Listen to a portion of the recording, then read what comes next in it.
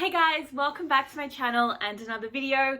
If you are new here, my name is Nicole. Hit that subscribe button. So many people watch my videos that are new that don't subscribe. Anyway, as you guys can see from the title, today we are doing my February wrap-up video, all of the books that I read in February. So I did read 7 books in February, which look, considering how thick a couple of these books are, impressive. It's not bad. However, some of these books did put me into a little bit of a reading slump, and that's why I didn't read very many books. Also, I had Taylor Swift on and my best friend here, and no reading occurred during those 5 days. As always, I will update you guys at the end of this video with the statistics for how we're going with my reading challenges and goals for the year of 2024. But I'm just going to get straight into this because I talk way too long in my introductions anyway. So the first book that I picked up in February was one that I was really excited to read. It was probably my most anticipated book of the year by one of my favorite authors, and I was disappointed. So let's just get straight into it. That book was House of Flame and Shadow by Sarah J. Maas, which is the 3rd book in the Crescent City series. I don't know if it's the final book. Before going into this, I know we'd been told there were 3 books, however, there are 4 houses, and it didn't seem like things were going to be resolved enough for this to be the final book. And I'm mostly just left confused by this. I'm going to try and do this as spoiler-free as possible, but if you have read this novel and you don't want to hear anything, I'm not going to be offended. Feel free to just scroll through until I'm no longer holding this book up because I don't want to spoil anyone. So to start off with, I did rate this book 4.5 stars. To be honest, probably should have rated it 3.5 to 4 stars. I was just going into this book expecting it to be a 5-star read, and it just wasn't. The thing that I really loved about this book was at the start of where we had the crossover, which is all I'm gonna say. I really enjoyed that aspect of it with Bryce. Once that disappeared, I just felt like I was reading a story I'd already read. The one thing that stuck in my mind the entire time I was reading this book was, I've seen this film before and I don't like the ending, which is a Taylor Swift lyric from Exile for anyone wondering. This just read like the final book in every other Sarah J. Maas series that I've read, which wasn't what I wanted. It was nothing unique. It was nothing new. And I don't even feel like she did a good job of it. The things that frustrated me the most was that all of the villains were so easily beaten. All of the storylines were tied up so nicely in a little bow. All these characters you thought were dead just kept coming back alive. And there was no true great sacrifice at the ending. Where are the days where we cried in Sarah J. Maas books? Where are the days where we sat on the edge of our seat, just petrified to keep reading because we didn't know what was going to happen next? And with this one, I just feel like she threw it all out the window and it was rushed. There are some loose threads that could 100% be made into a 4th book for the 4th house. I've been talking with some people about some theories on Instagram, completely here and there for it, but this was a disappointment. I'm going to be honest, all of Crescent City has been a bit of a disappointment for me. The first book, House of Earth and Blood, the greatest first book in a series I've ever read. The sequel, House of Sky and Breath, I was disappointed in because it was nowhere near as good as the first one. This one's just the same. 800 odd pages and we did nothing new. We went nowhere. We did nothing. I didn't care, which is saying something because I love this series and I wanted it to be better than it was, and it wasn't, and it was disappointing for me. And I think it also contributed to me going into a reading slump because I went into this expecting to rate it 5 stars, but I couldn't let myself rate it less than 4.5 stars, so I did. Just want you guys to know that really it's more of a 3.5, 4-star read for me. But if you're someone who read this and loved it, can you please let me know why? Because everyone I've spoken to has just been like, I didn't like it. It just wasn't as good as we were expecting. I can't believe I waited so long for the book just to be what it was. So it was a disappointing read for me. And that's all I really want to say about this. So the second book that I picked up in February was Sadie on a Plate by Amanda Elliott. So this novel focuses on Sadie, who is a chef. She has just been let go from her job at a restaurant where she was basically having a relationship with the owner / her boss. And because her food was doing better than his, when someone wrote an article about them, he decided to break up with her. And then she ends up winning a spot on this show called Chef Supreme. It's basically like every generic cooking show you've ever seen. I've not really watched any, but I imagine they're all the same. And she goes and competes on the show, and on her way there, she is on the flight and she meets this guy, what's his name, Luke, and they get along really, really well. She's a little bit of a crush on him, and she's like, oh, I'm sorry, like I can't see you for 6 weeks. And I was like, yeah, it's fine, I'm also going to be away for 6 weeks. Anyway, it was obvious that he was going to be like one of the chef hosts. He was, and it was just like, it was okay. It was cute and fun. I enjoyed it a lot more than You Had Me at Halloumi, which was basically the same thing except the set in Greece. This one was a lot better. I ended up rating it 4 stars. I thought it was cute and it was sweet. I was in a little bit of a slump, so I don't feel like I gave it the best chance I could have. But for the most part, I thought it was cute and fun. I enjoyed Sadie and Luke. The characters were a lot better, a lot likable. The only character you didn't like was Vanilla Joe, but you weren't supposed to like him because he's a little bit of the villain. But other than that,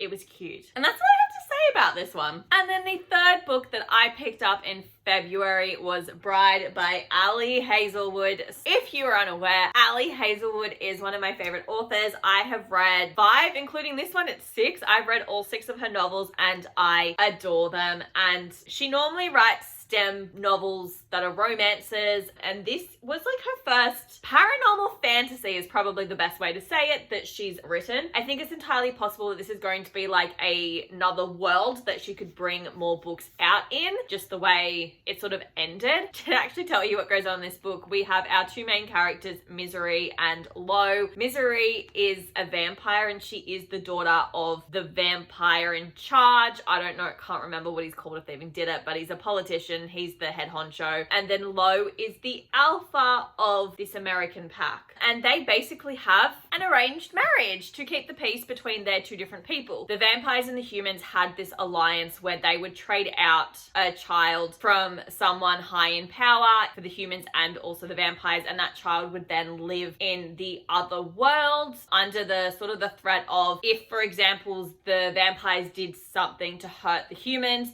in retaliation would kill the vampire child. And that's how they basically kept the peace with one another. Misery, when she was like 10, she was sent forth as the exchange for the vampires, and as such she's grown up in the human world. It's also meant that she's always been disjointed from the vampires because they see her differently. What happens is that there's a new human in charge and they're like, oh, we're ending that alliance, we're not doing it. The vampire council panics because there's literally a werewolf pack right on their boundary, and they are worried that the humans and the werewolves are going to make an alliance and the vampires are going to be annihilated. So in order to kind of stop this from happening, they decide to marry off a vampire to a werewolf, and then they will exchange. The vampire will go live with the werewolves, and then the werewolves will send one of their people over to live with the vampires with the exact same threat of, if you do something, we're going to kill the exchanged person. And unfortunately for Misery, she is the person chosen. She does, however, say no, but at the same time, her best friend has gone missing. She believes her kidnapped, and the only clue that she has is this person's name, and then she finds out that this person is a werewolf. So she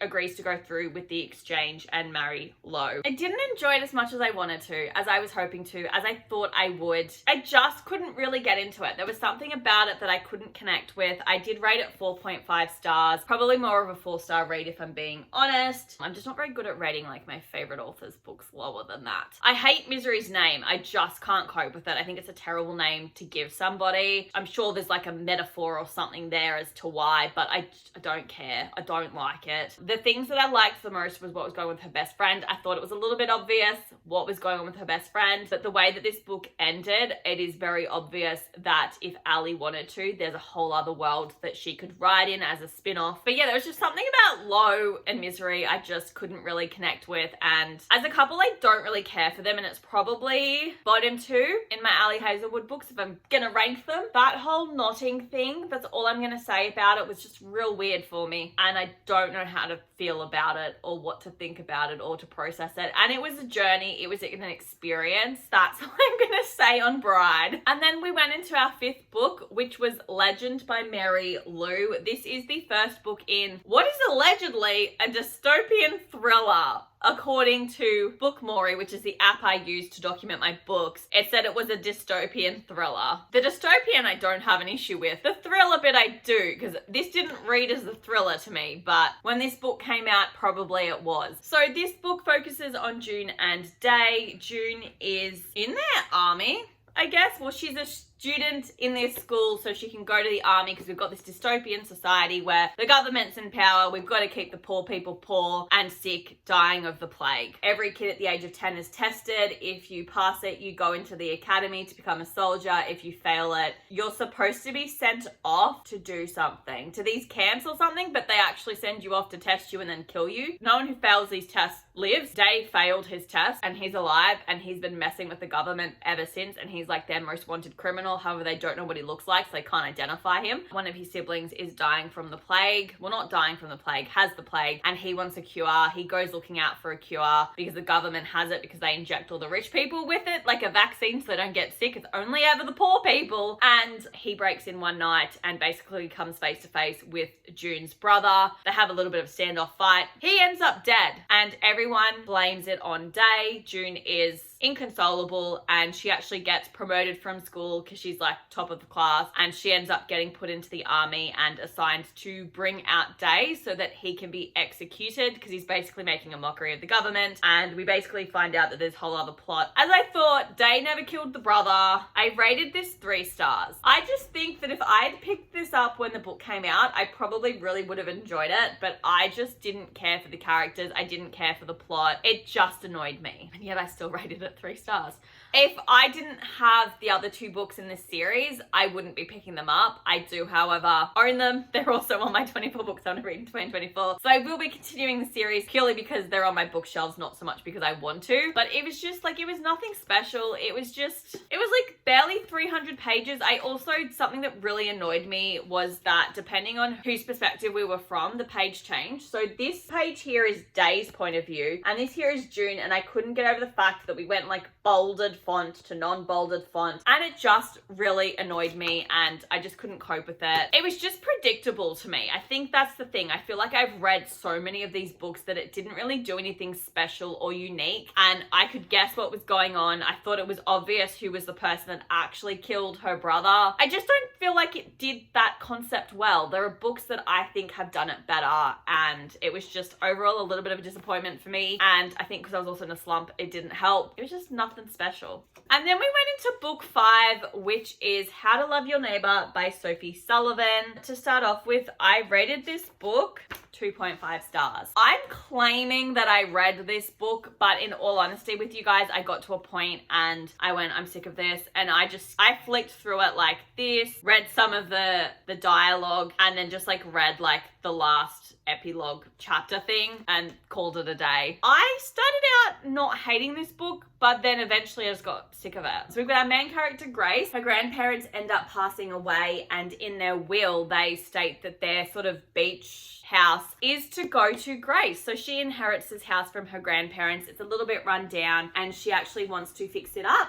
So she decides to move in and repair the house, make it her dream house. She's in the process of finishing college as an interior designer. She can't wait to set up the house of her dreams. Next door is Noah.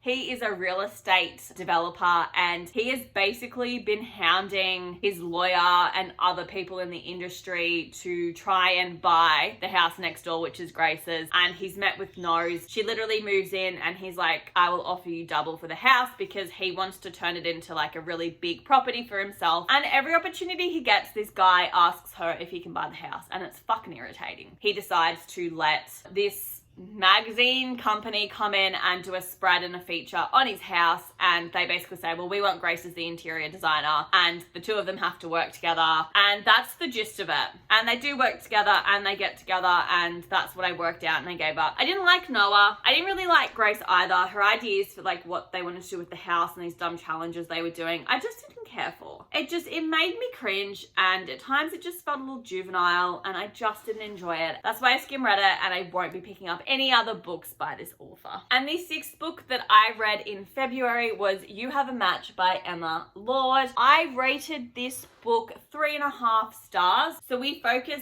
on our main character, Abby. She signs up. to a DNA service with her best friend Leo because he is adopted and he kind of wants to find some of his family, and it was a close adoption, so he knows nothing about his birth parents. So they sign up for this DNA service. Abby finds out that she actually has a full-blooded older sister by the name of Savannah that she never knew about. And yes, mum and dad had Savannah. For some reason, she's gotten adopted, and then they've had Abby like a year and a half later. Savannah literally messages Abby and is like, hey, do you want to meet up? And they do. Savannah's a bit of this like influencer, bit of a health nut, and they want to work out why Savannah was put up for adoption, because they also realized that Savannah's adoptive parents were actually good friends of Abby's parents. So they're really confused because they've never met, they don't know one another. Unfortunately, they don't have a lot of time, and they decide that they're going to go to camp together because Savannah is a camp counselor there and she invites Abby along. But Abby is not doing very well with her grades, and the school recommends that she attends this camp that also has like, I don't know, some stuff for your SATs. I'm not American, so I don't understand it. To go to this camp, it can help contribute towards that, raise your results. So Abby goes, but her main reason for going is to find out more about Savannah and why she was put up for adoption. The parents needed to grow up. Like, so obviously like Abby's parents and Savannah's parents both wind up going to the camp, and it's a whole other thing. Apparently there have been solicitors involved, and Savannah's mum is threatening it again, and Abby's parents like, no, like it's fine, I'm gonna take Abby and go. Like the girls are never gonna see one another.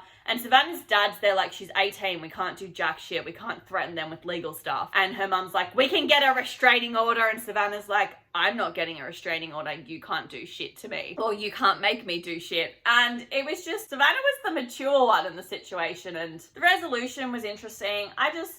There was just something about it. Obviously it was 3.5 stars. Like, it kept me interested, but I didn't love it, I didn't enjoy it. It's just kind of how I felt about Emma's other book I read, Tweet Cute. So now I've read 2 of them. I don't feel like I need to read other books by her, but I'm glad that I read it. I just kind of wish people would grow up a little bit in it. And then the 7th and final book that I somehow managed to read, I had 3 days to read all 500 pages of this book, and I forced myself to get it done. And that was The Son of Neptune by Rick Riordan, which is the 2nd book in the Heroes of Olympus. I just want to start off by saying I did rate this one 3 stars as well. I did, however, prefer it a lot more to The Lost Hero. I just couldn't justify giving it an extra 1/2 star. I don't think it was worth it. I do, however, want to continue reading the series, which is great because I do have the rest of the series to read. This one was a lot more interesting than the first book. I've just decided that I prefer reading from Percy Jackson's point of view because this book is from his point of view, and we are at camp. I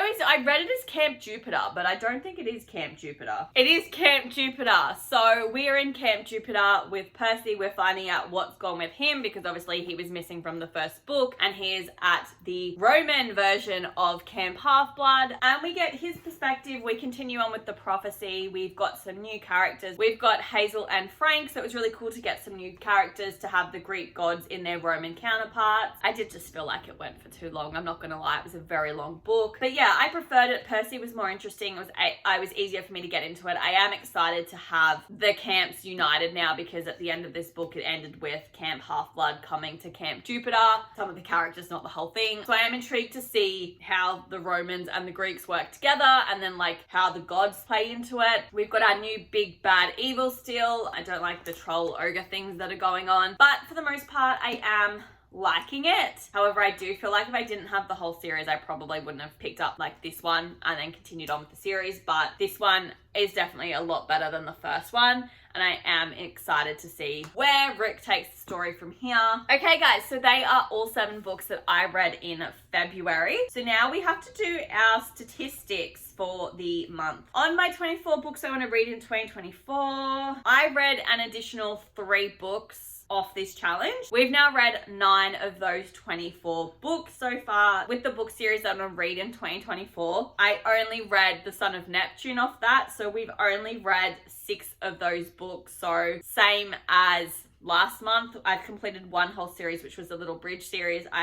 Sorry, that's a lie. I just lied then. I have read 2 books in this challenge. Obviously, I've started the Heroes of Olympus, so I've read The Lost Hero, now The Son of Neptune, and I have started a 3rd series, which was the Legend series, because I have read Legend. So I still have 3 series completely unstarted. I have now read 18 books this year. And what does that mean for my actual TBR? So I read 7 books. I only bought 2. So I've got 1 book that I can buy an extra in March if I want to. And basically we started the month with 122 books and we're finishing the month on 117 unread books on my shelf. So that's not too bad in my opinion. So what's going on with my Taylor Swift challenges? I've not ticked off another prompt in just the Taylor Swift Eras challenge. I've still only got Fearless ticked off from January. Then in the Speak Now Taylor's version challenge, I have just ticked off the Castles Crumbling prompt, which was one of your most anticipated books, and I did pick A House of Flame and Shadow. Alrighty guys, so that is everything for today's video. Like I said, I've read quite a large number of books. They've just put me into a little bit of a slump and I just wish I had enjoyed them a little bit more. If you have read any of these books, especially House of Flame and Shadow, please let me know in the comments below what you